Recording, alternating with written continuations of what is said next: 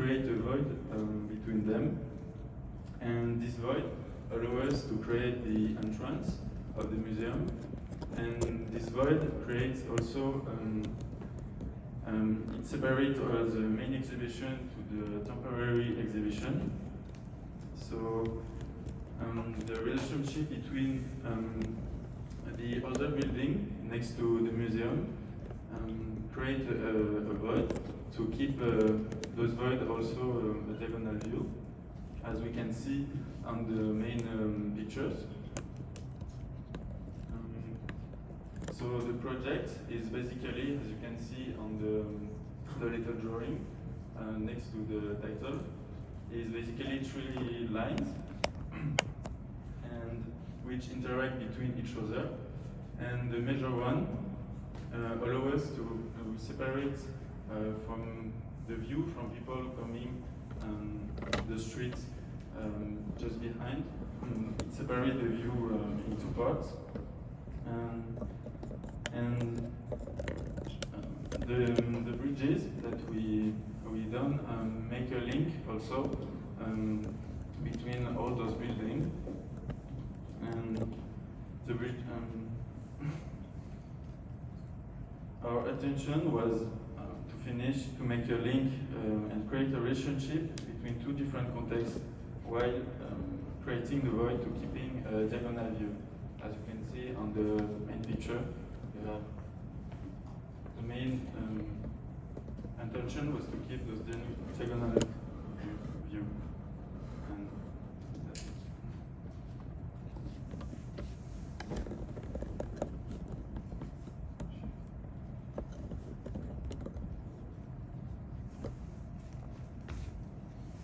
Using that fan-shaped thing as a way to bring light into the building by splitting the roof into as many parts as there were pieces of the fan, which makes the light come in more so than just it's not just a series of wall in the box. It's actually bringing light every time. So I think it's an interesting proposition.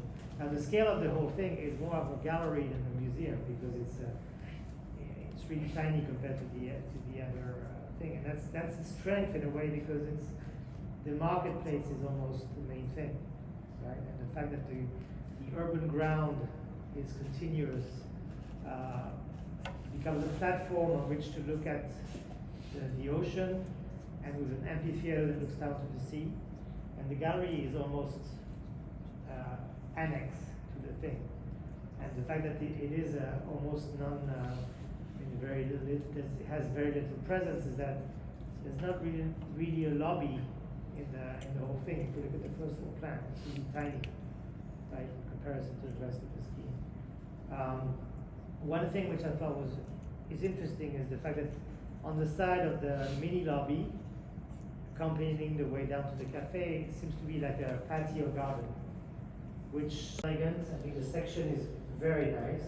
I think you manage in very simple ways. The 2 sections are very nice to sort of pop open the box.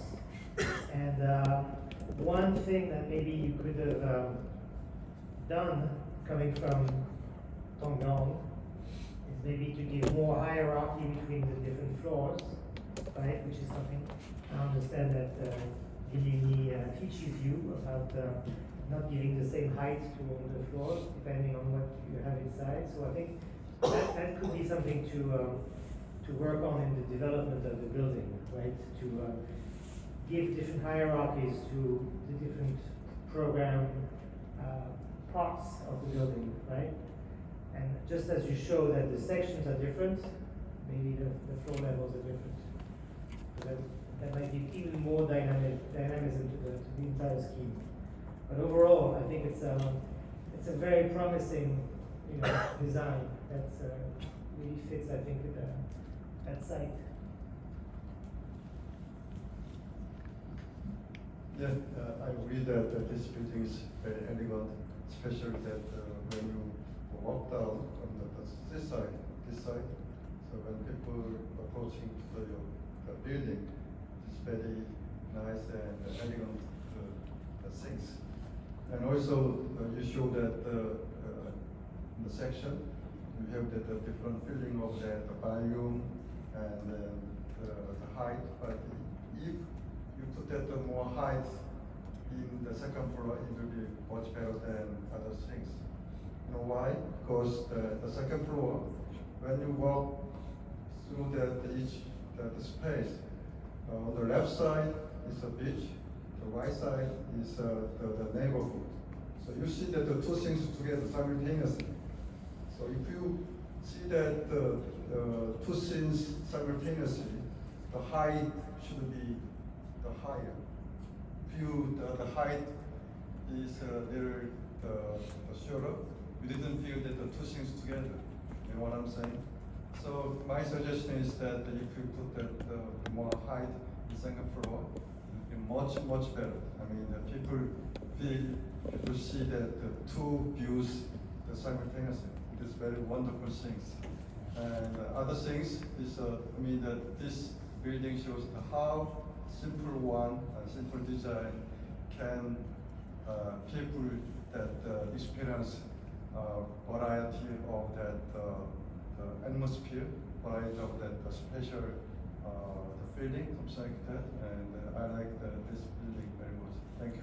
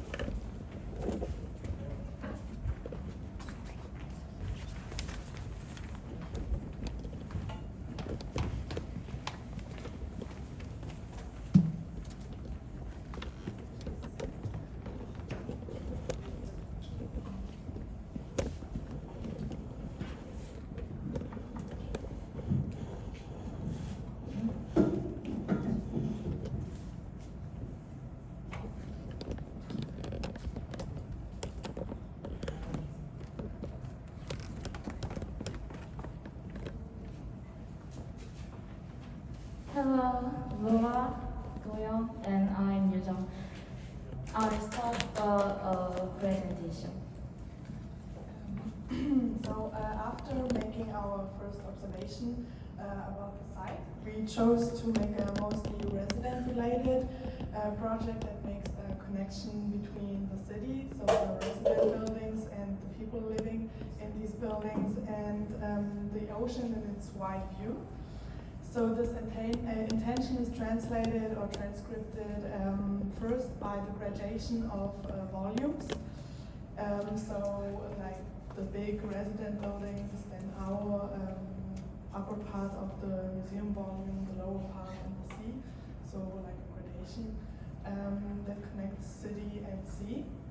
And it's also translated by the very longitudinal, like the very long character first of the site, and also of our three-part complex. So these three parts are a retail part, then a museum, which will allow the residents to expose their art and their work with temporary exhibitions. And then there's like a public park space that continues the space. And these three parts and spaces are connected with each other by the long roof. So maybe I can show like the long roof, and also by walls that are extending the long guiding line of the project. So the long guiding line that goes to the ocean. And so this line with the ocean as its culmination point is also stressed by the assembly of the volumes. So here by sliding the upper part of our museum into the ocean direction, and it's also stressed by the volume getting bigger as you come closer to the ocean. So the height increase as you come closer to the ocean, so there's even a bigger view, and you really see that the ocean view and the long this long parcours and this long line is the important part and the important intention of the project. And so to make the volumetry of our museum stand out, and also to ensure that the program, the visitors focus on the program and on the parcours and on the interior of our museum and on the exhibition, the museum building stays relatively massive, so mostly with openings that bring diffuse light into the building, so it does not disturb the exhibition. And so it also does not disturb the channel views we put into the interior spaces. And so then we come to the inside, so the interior space, it's organized with different interconnected floors that enable a lot of different views and diagonal lines and views, and so various spaces with different feelings, different impressions, and so it makes so it opens up the whole museum building. And yes, and so the parcours, as I said, is organized with slopes, and these slopes are almost organized in a circular kind of way. And you can also see, maybe I can try to show, that this part here,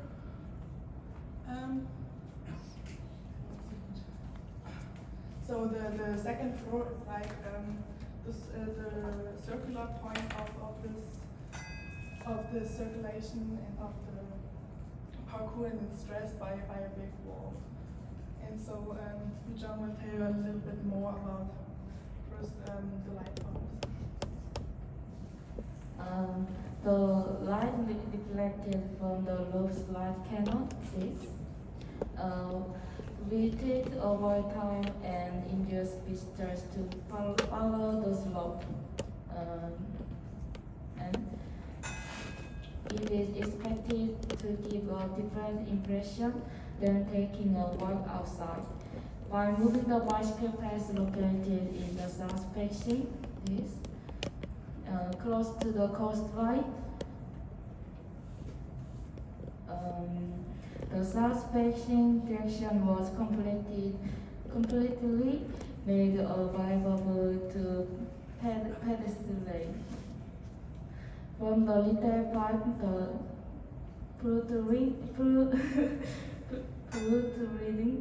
protruding main entrance connected by the same line will lead you to the museum. Finally, the park still has a high utilization rate, so it tried to save the outside space. Small walls